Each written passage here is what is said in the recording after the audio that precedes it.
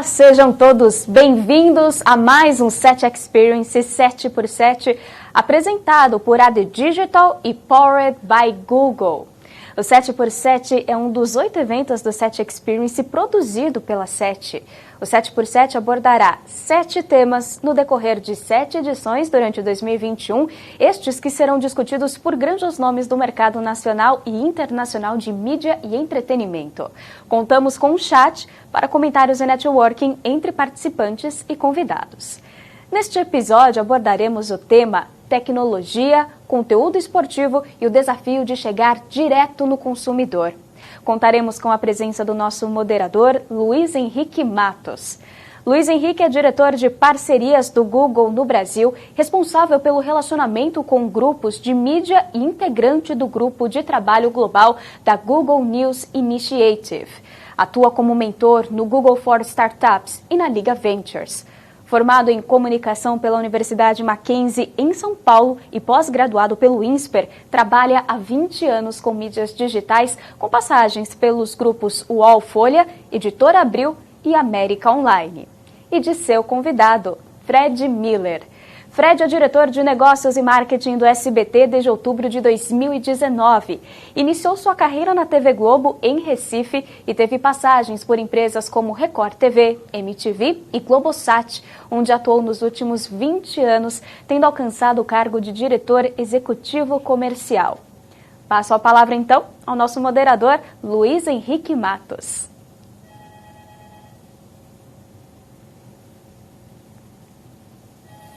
Olá, bom dia. Obrigado mais uma vez pelo convite, pela possibilidade de estar aqui hoje e a gente ter essa conversa. Queria dar as boas-vindas aí a cada um e cada uma que está aqui nessa nossa audiência virtual participando do Set Experience hoje. Estou aqui com o Fred, amigo e parceiro de longa data. A gente tem uma trajetória de trabalho juntos aí na indústria e de bons diálogos e vai ser bom ter essa conversa aqui hoje de manhã também. A gente vai falar nesse painel sobre fazer uma distribuição de conteúdo que chegue direto ao consumidor. Fred, bem-vindo, obrigado aí mais uma vez. Bom, Henrique, obrigado pelo convite. Bom dia a todos. É um prazer estar aqui, enfim, trocando ideias, conversando, que eu acho que e trazendo um pouco da visão do SBT para vocês. Enfim, vamos tornar essa manhã o mais produtiva possível. Né? Fred, eu separei algumas perguntas aqui para a gente engatar a nossa conversa. E eu acho que a principal delas que me ocorre aí quando a gente pensa nesse momento que a indústria vem passando e que com diferentes players, a gente observa a trajetória do SBT. E há alguns anos o SBT resolveu adotar uma estratégia diferente para a distribuição do seu conteúdo em canais digitais, né? Uma presença que passou por adotar plataformas como o YouTube, Netflix e outros canais para a entrega desse conteúdo para a monetização e que, por consequência, isso trouxe uma expansão para vocês do perfil demográfico dessa audiência que o SBT foi capaz de atingir, né? A gente vê os casos Poliana, Chiquititas, mas outros tantos produtos de vocês que hoje têm um alcance para uma audiência que vai para além da TV linear. Quando a gente olha em retrospecto, quais são os aprendizados que vocês tiram dessa decisão que foi tomada ali? Bom, eu estou no SBT desde 2019, né? Então eu fui buscar qual foi o momento que essa decisão foi tomada. Né? Então isso aconteceu em fevereiro de 2008. Né?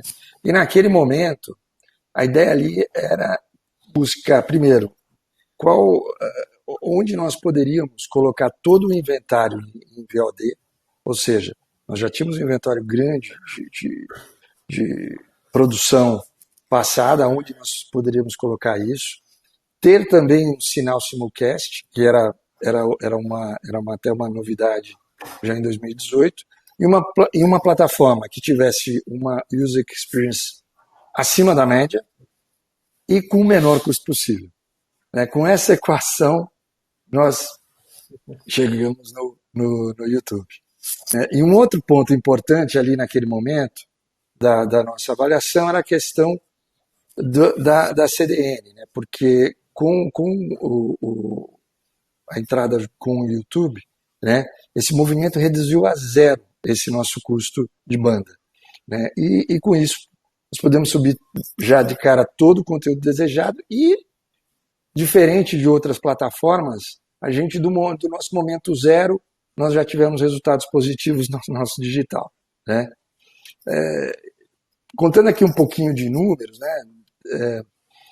Temos, não tem dúvida que nós temos resultados incríveis, né? Nós somos o terceiro player em watch time global, o primeiro player, evidente, no Brasil, né? São 1.400.000 minutos mensais consumidos. Pegando aqui o número de março, que foi o que eu colhi aqui dos últimos tempos, foram 34 milhões de pessoas não detuplicadas dentro do YouTube assistindo os conteúdos do SBT. É muita coisa, né? E 28% da audiência total do YouTube. Então, realmente, você vê que é um modelo que realmente é muito, muito vitorioso. Contando um pouquinho aqui até da estratégia, né? Quer dizer, hoje, quando você faz uma busca lá no YouTube, você não consegue enxergar esse volume tão grande, porque a nossa estratégia foi, desde o início, buscar ter diferentes canais, né? Por uma questão, principalmente, de ter uma experiência mais segura para o nosso usuário, especialmente o infantil e infanto-juvenil, né? Nós temos muitos conteúdos desse segmento, e vamos imaginar lá 2008 como era, né? Como é que era essa questão de acesso e a nossa preocupação realmente de tornar um ambiente mais seguro para esse target, né? Então, essa foi a estratégia. Então, hoje nós temos diversos canais, vários canais, que juntando todos esses canais se somam a esses números, né? Mas, por outro lado, nós temos trade-offs, né? Então, nós temos uma divisão de receita desse inventário, né? Se lá por lá a gente não tinha o custo, aqui a gente tem a divisão de receita, e é um inventário enorme, valioso, né? Quer dizer, especialmente brand safety, né? Quer dizer, o watch time que a gente tem demonstra isso. E o ponto mais crítico, né, que hoje é fundamental, é sim o conhecimento do nosso usuário, né? Então, se você olha para 2008 e para hoje, realmente 13 anos após, a gente passa por um processo sempre de avaliação, porque as mudanças ocorreram tanto na parte de tecnologia, tanto na parte de legislação, como a LGPD, e nós estamos buscando, enfim, sempre a avaliação dos modelos. Mas aí te contando um pouquinho como é que são esses aprendizados, né? Quer dizer, ou seja, como é que você pode. Com relação à Netflix, eu posso dizer que foi uma venda de conteúdo. A gente é uma plataforma que não tem publicidade, o nosso business todo ele é baseado em publicidade, mas nesse caso de Netflix foi venda de conteúdos. Ótimo, obrigado, Fred. E você fala sobre a estratégia de VOD, né, do SBT ali em algum momento, e hoje, quando a gente participa dessas rodas de conversas, a grande discussão é eu defendo VOD de assinaturas ou VOD com publicidade, SVOD versus AVOD. Parece que a gente está numa disputa como se uma coisa fosse um ou outro, sim. Então, qual que é a melhor equação, na tua opinião, assim, um ou outro ou a soma dos dois? Existe um caminho de possibilidade para que a publicidade financie um conteúdo premium? Porque a defesa que se faz muito o conteúdo qualificado precisa ser vendido necessariamente diretamente. E vocês vêm numa estratégia que, pelo menos ultimamente, vinha muito baseada em publicidade. Mas no teu olhar sobre um julgamento nessa indústria, qual a equação que fecha na tua visão? Bem, é uma briga boa mesmo, né? Quer dizer, a gente vê players que são nitidamente que eram de venda de publicidade. Eu estou falando aqui de players internacionais, né, que tinham lá no seu core venda de publicidade ou venda de uma assinatura de TV paga, mas sempre lastreado também com publicidade ali na TV paga, né? A grande maioria, a gente tem poucos canais que são premium sem publicidade, seja aqui no Brasil, seja lá nos Estados Unidos, e ver esses players mudando e lançando serviços totalmente focados somente em assinatura, né? Então é uma discussão muito profunda essa que você colocou agora, porque realmente é uma briga boa. Vou tentar aqui passar a minha visão. É evidente que quando você olha para o SVOD, né, para o SVOD, né, tem uma competição extremamente acirrada hoje, né? Quer dizer, são muitos players, né, e você precisa ter ali uma capacidade de investimento e relevância, né, muito grande, né? E por outro lado, se você olha para o outro modelo, você precisa ter volume também, porque se você não tiver volume, você não vai conseguir gerar receita de publicidade, né? Se você não tiver um volume gigante de views, você não vai conseguir gerar publicidade e você também não vai conseguir pagar a conta. Então, no meu entendimento, essa já é uma tendência que já acontece com alguns players, não aqui no Brasil, mas nos Estados Unidos, que é você ter realmente um modelo híbrido, né? Ou seja, você ter uma área onde você tem ali a publicidade como fonte de receita, né? Onde você tem ali toda uma experiência da plataforma, né? Que isso é muito importante, né? Quer dizer, se você for olhar a experiência da plataforma hoje, ela é fundamental, que eu falo de a questão do user experience mesmo, seja dentro de uma TV conectada, seja dentro de um tablet, seja dentro de um celular. Você precisa ter isso muito bem cuidado, né? Porque é evidente que a régua está cada vez mais alta, né? Quer dizer, as plataformas todas cada vez mais evoluindo nesse sentido, né? E num segundo passo, você ter ali os conteúdos premium, onde você possa captar a receita de assinatura para determinados conteúdos onde você tenha que ter feito um investimento maior de produção de conteúdo. Eu acho que nesse ponto, eu acredito que esse seria, respondendo a tua pergunta, para mim esse é o modelo que deve evoluir, mas não, repito, não, cada player vai ter um determinado foco e um determinado conteúdo, né? Então, só isso. Eu estou com um probleminha aqui, pera só um instante. À vontade.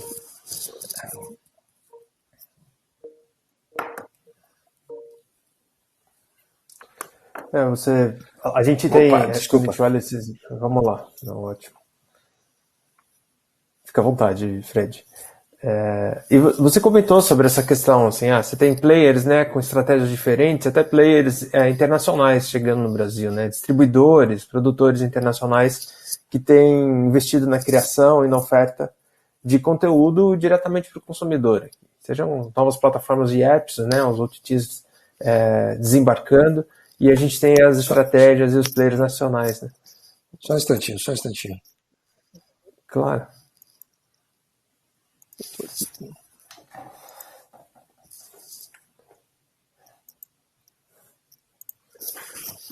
Deu um pau aqui, desculpe. Não, tá tudo no ar aí? Agora tá tudo certo. Vamos lá. Certo. Eu estava emendando um pouco nessa sua fala sobre os diferentes modelos e os players, né, que têm chegado no mercado. E a gente tem novos entrantes no mercado brasileiro aí, né? Distribuidores e produtores internacionais que têm feito a sua oferta de maneira direta aqui para o consumidor e para o telespectador brasileiro. Tem espaço e bolso para tanto conteúdo na atenção do consumidor? Bom, Essa é uma boa questão, que não é só aqui no Brasil, né? A gente está com essa discussão, eu tenho acompanhado alguns artigos lá também, em outros países, especialmente nos Estados Unidos, né? Mas a minha opinião é que conteúdo relevante é a chave para abrir o bolso do consumidor, né?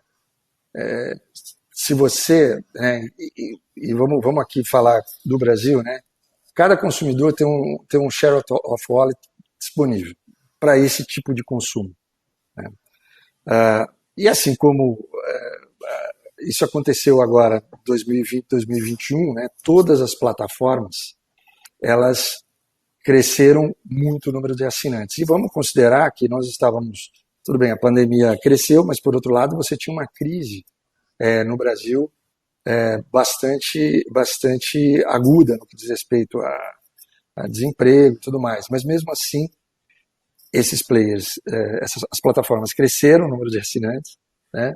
Só que chegaram outros, nós tínhamos, vamos considerar 3, chegaram outros durante a pandemia e nos próximos 60 dias vão chegar mais 2, né? Então, quando você olha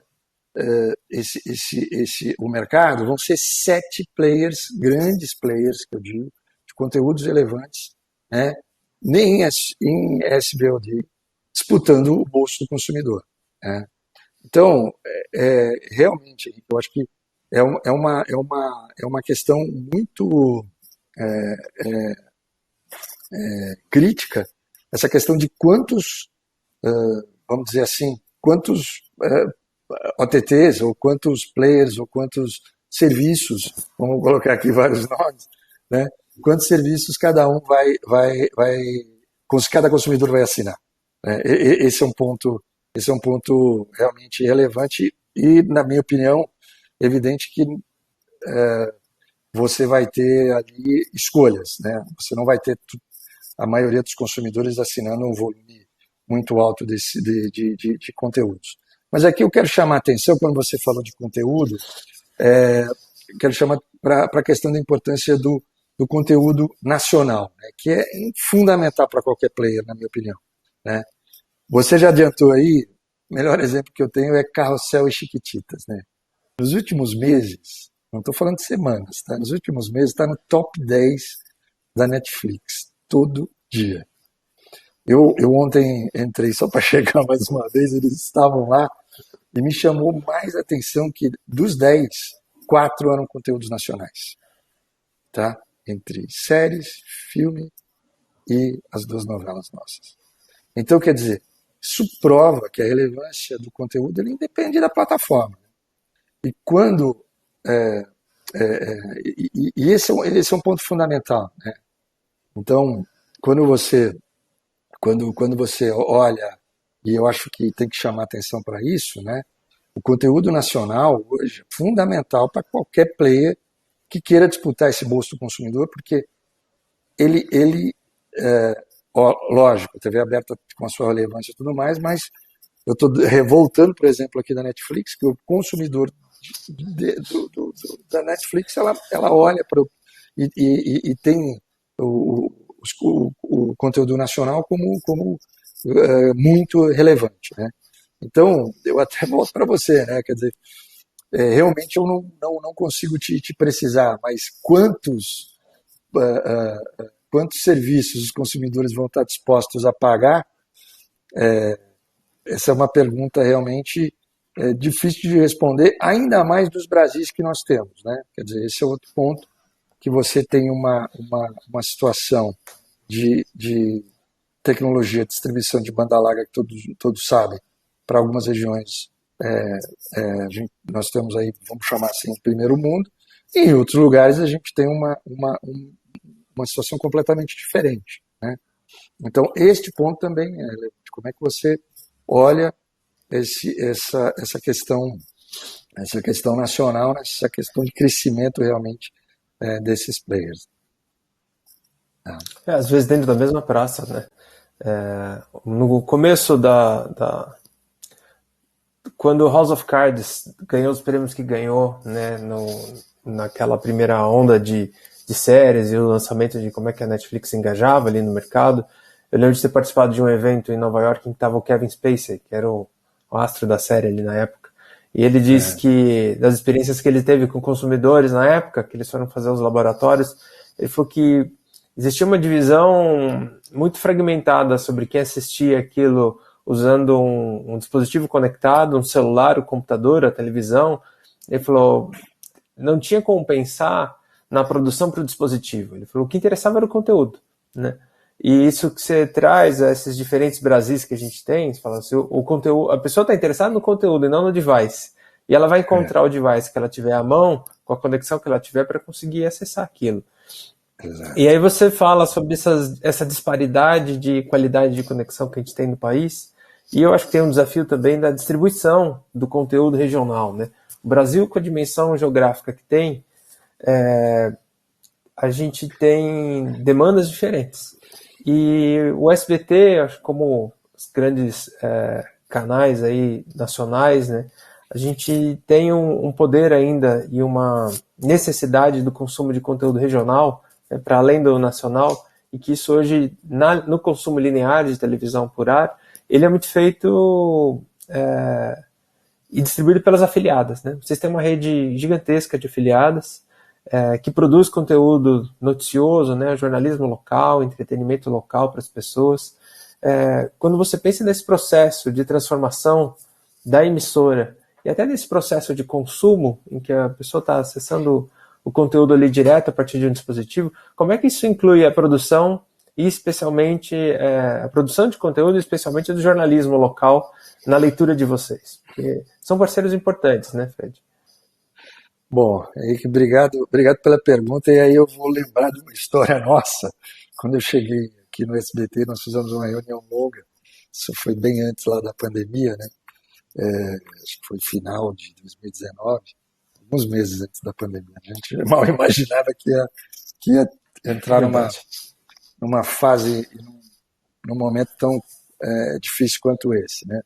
E você comentava ali comigo, isso me chamou a atenção, porque eu estava recém-chegado na emissora, que vocês detectavam ali um aumento de consumo de conteúdo de jornalismo regional, e isso era um efeito não só Brasil, mas era um efeito global, né, que a importância do conteúdo ali, do jornalismo regional, se tornando cada vez mais relevante para o consumidor. E falando de SBT, nós temos como você comentou, nós temos uma quantidade, são mais de 100 emissoras afiliadas, né, gerando, né, conteúdo de grande qualidade, né, com muita competência e com uma quantidade, um volume de horas bastante expressivo, porque o SBT é a emissora que mais dedica ou cede espaço para a produção de conteúdo regional. E nossas emissoras, elas aproveitam essa oportunidade e realmente geram conteúdos extremamente relevantes. E do nosso ponto, o que acontece? Nós temos uma plataforma que é o SBT Vídeos, né, que é a nossa plataforma que está presente em todos os devices, enfim. E dentro do SBT Vídeos você tem uma área ali específica que nós temos trabalhado junto com as nossas emissoras afiliadas, disponibilizando os conteúdos, né? E até mesmo eu falo das próprias emissoras, seja do Nordeste, seja, né, eu tive essa grata experiência de poder morar 5 anos em Recife, e isso me trouxe uma visão muito clara das diferenças regionais e das necessidades que são diferentes. Muitas vezes a história que muitos executivos falam, né, de bater perna, de viajar ao Brasil, e realmente eu acho que isso é um ponto muito importante, porque são Brasis, como eu comentei anterior, são Brasis muito diferentes, né? E nós podemos, assim, dentro da plataforma, poder colocar conteúdos que foram para o linear numa única emissora. Vamos aqui, por exemplo, falar, não preciso dizer de onde que é, né? O Mas Barra, né? Não preciso dizer qual estado que é. A gente disponibiliza ele para todos os gaúchos que estão pelo Brasil.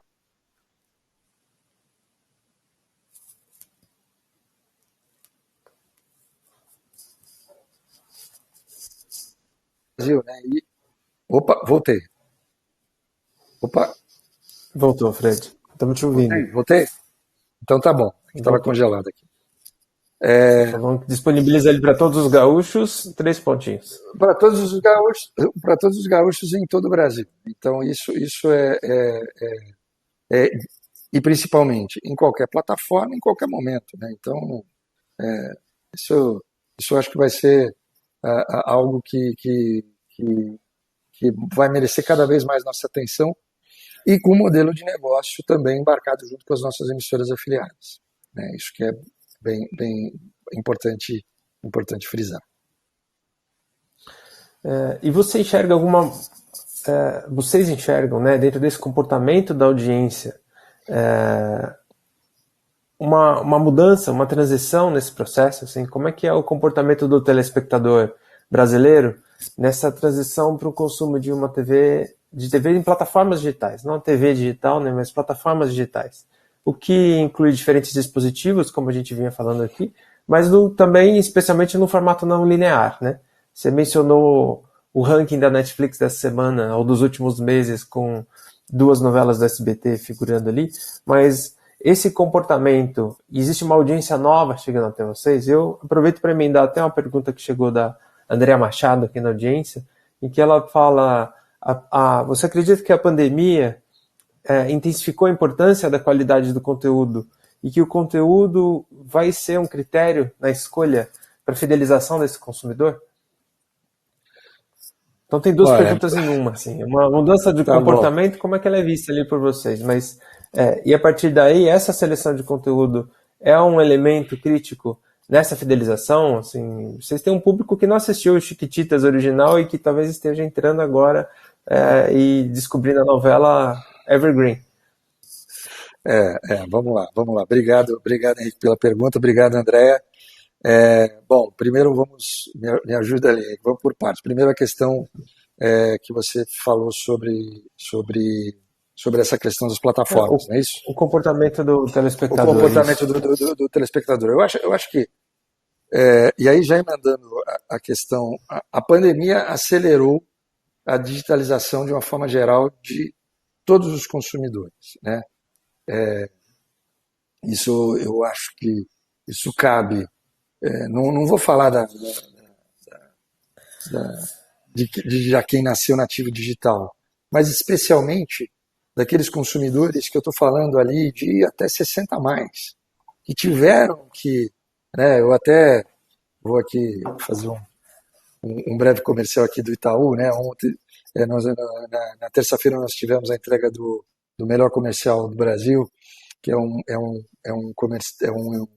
prêmio do SBT que premia, a gente classifica como o melhor comercial do Brasil, mas dentre os classificados do shortlist, né, entre os 10 finalistas, tinha um comercial do Itaú falando com 2 senhoras, né, conversando via FaceTime, via Teams, via qualquer plataforma, né, via Google Meet, né, vou te ajudar, e elas trocando ideias sobre que elas adoravam ir na agência, mas agora tinham que usar o aplicativo porque tinha pandemia e não era perigoso, não poderia, era mais seguro, vamos dizer assim, ficar em casa, né? Quer dizer, esse é um grande exemplo, né, dessa digitalização que aconteceu. E com isso, né, quer dizer, essa experiência e essa mudança, na hora que você começa a ter o consumo de vídeo também em diversas plataformas, isso vem a reboque, né? Quer dizer, repito, quando você olha os nossos números de YouTube, é evidente que você tem uma plataforma ali de experiência de usuário bastante simples, né? É plug and play praticamente, né? Você precisa fazer ali uma busca, vamos dizer assim, não é tão não vou dizer que é plug and play, mas você precisa fazer uma busca para aquele conteúdo que você quiser. Mas olhando a questão, essa tendência não é mais tendência, né? Quer dizer, a experiência do usuário hoje, ele realmente ele está procurando consumir o conteúdo na plataforma que estiver acessível para ele no momento que ele estiver acessível, né? Eu costumo brincar da história do domingo, né, ou do dia da exibição do futebol, e você tem um evento que você precisa ir, né? Cara, muitas vezes, né, os eventos estão cada vez menores, então esse é o ponto que as telas grandes acabam prevalecendo nesse ponto. Mas quando você olha isso, é o consumo até mesmo do linear, e você está consumindo isso naquele momento específico, e de repente vai ser numa tela pequena, e aí é que chega o ponto, né? Como você, como provedor de conteúdo, como produtor de conteúdo, e você consegue colocar seu conteúdo numa plataforma, ou você tem uma plataforma que gere uma experiência de uso muito positiva. Eu estou falando assim, muitas vezes a culpa está na banda larga, ou a culpa está na conexão.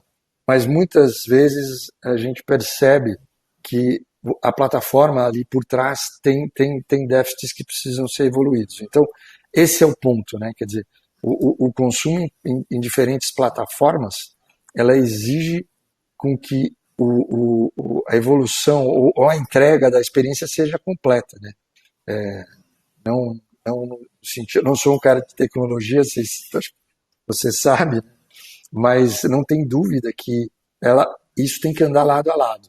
Se você tiver um excelente conteúdo, mas você tiver uma experiência muito ruim no consumo, isso realmente vai ser refletido numa próxima utilização daquela plataforma, né?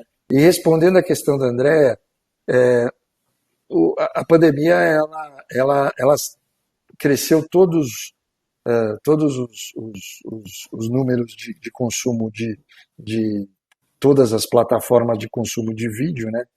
Elas exatamente por conta de um momento ali onde você tinha uma retenção e uma necessidade de consumo de entretenimento, informação, ou enfim, passatempo, pode colocar o nome que você quiser, e isso é uma tendência que não desacelerou tanto, se bem que a gente precisa ter a volta ao normal para saber como é que vai ser o novo quadro, né? É que não sei se eu respondi todas as questões, mas todos os pontos que você colocou nessas duas questões, mas essa pelo menos é a minha visão. Para mim responder, espero que para o André também. O que eu ia você citou um ponto, Fred, que eu acho que valeria a gente dar uma aprofundada, que é sobre a experiência de consumo, né? Diferentes plataformas entendem de maneira diferente a maneira como se entrega o conteúdo. E a televisão, como um meio tão tradicional e há muito tempo, foi se criando padrões para que esse produto seja entregue para o consumidor de uma maneira acessível, né? Você tem uma experiência mais passiva, mas ele está ali. Assim, entende-se qualidade de produto com alguma coisa. Quando a gente vai para um ambiente de experiência digital, você tem outros tantos elementos que estão ali associados, né?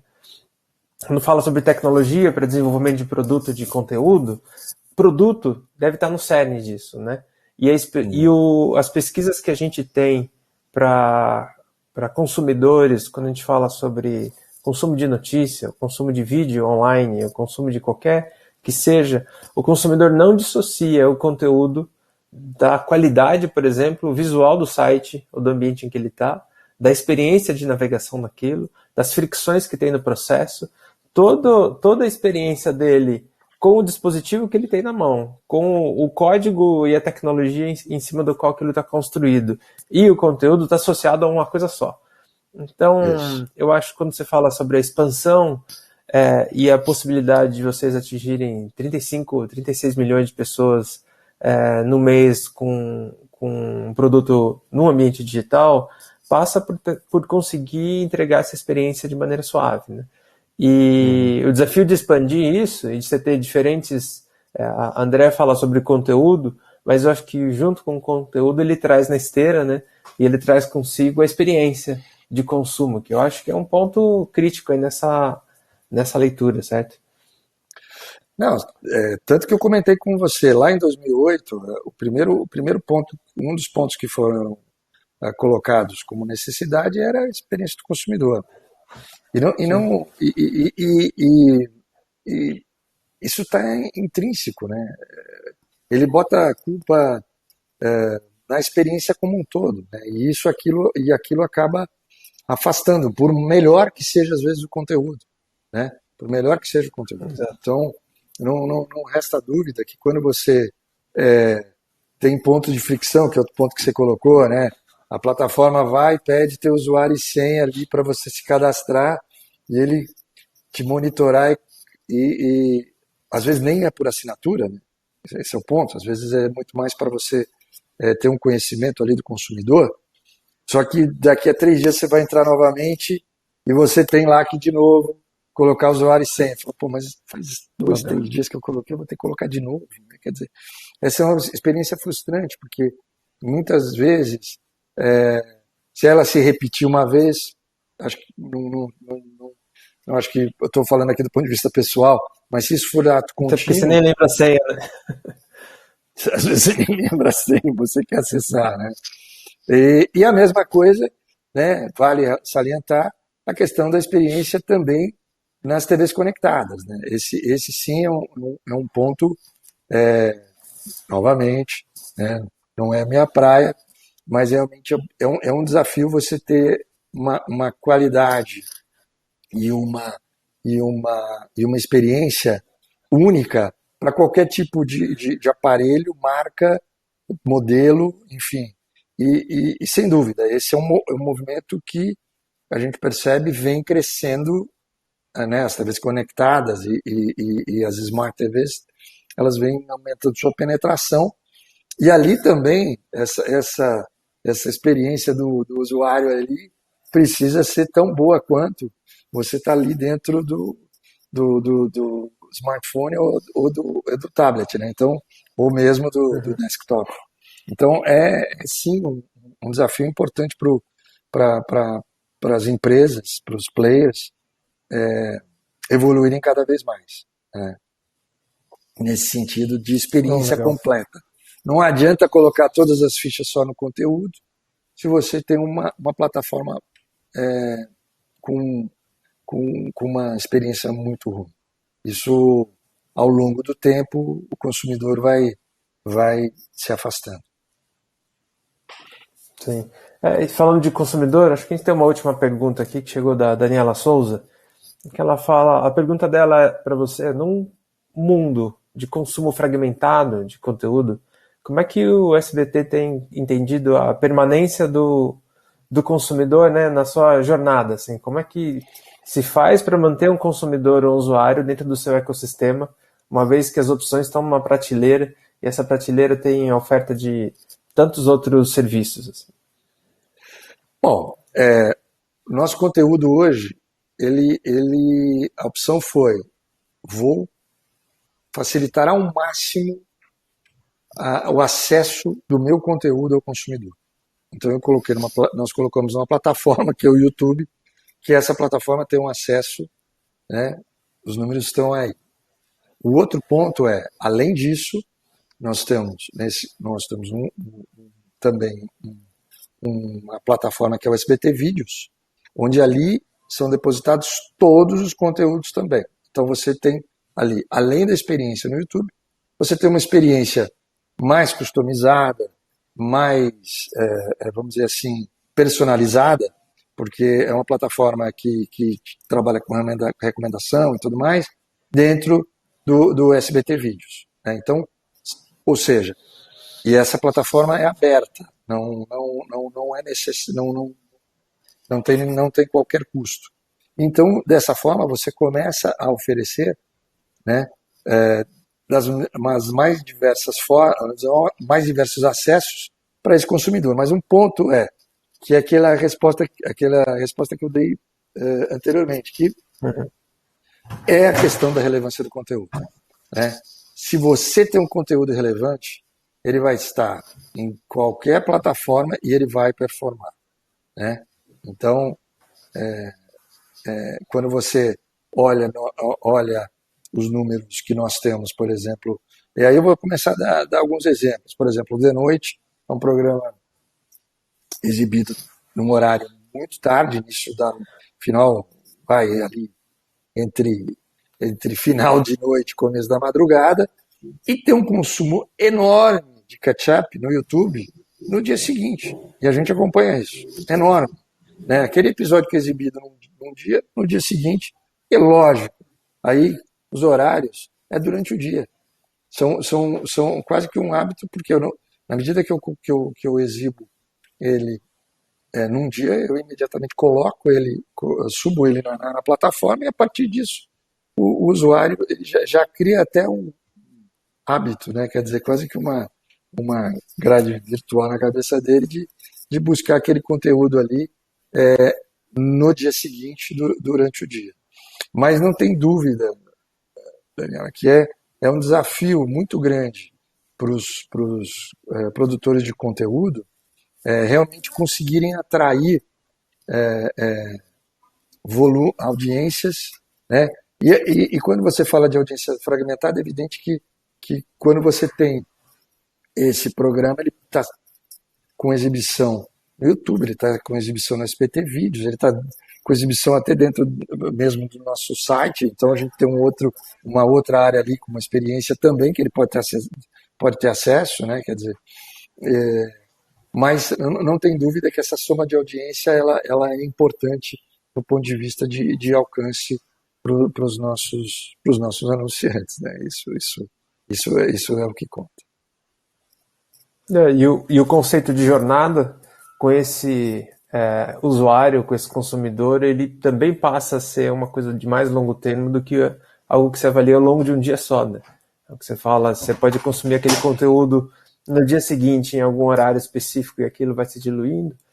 Você tem aí esse acúmulo de watch time médio de vocês, que é uma coisa impressionante, né? Exato. É isso, né? Ele acaba assistindo o conteúdo todo pela qualidade. Não tem. Esse é o ponto, né?